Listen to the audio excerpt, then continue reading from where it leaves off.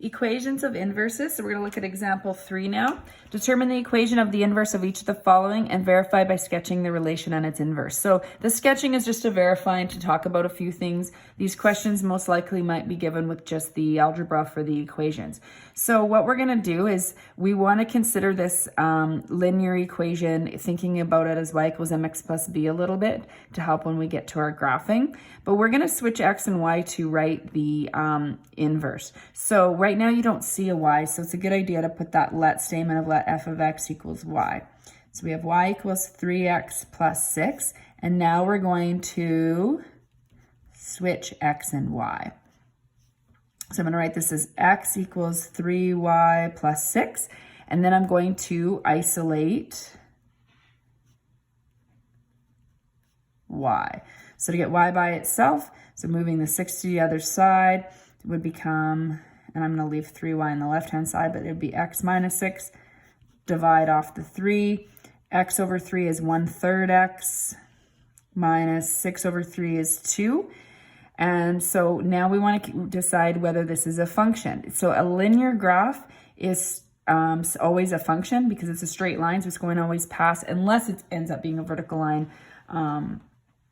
But if it's a y equals mx plus b format, you know that it's a function. So it's very important that you change that y to f negative 1x. So this is really important. Replace y with f negative 1x because the inverse is a function.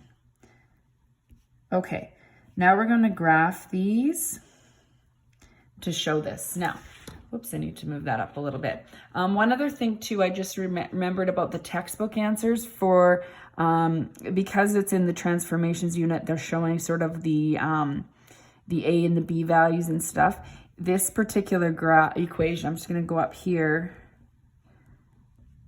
would have been written this way in the textbook, which I do not necessarily need you to write. In fact, it makes more sense to multiply it through, but you can see that that's equivalent. So if you got your answer like this, please leave it this way, but you can check and go 1/3 x is still 1/3 x, 1/3 times 6 is 2. So this is how you can still leave your answer.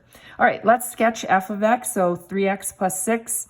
Remember, y equals mx plus b form. You plot your b of the y-intercept of 6.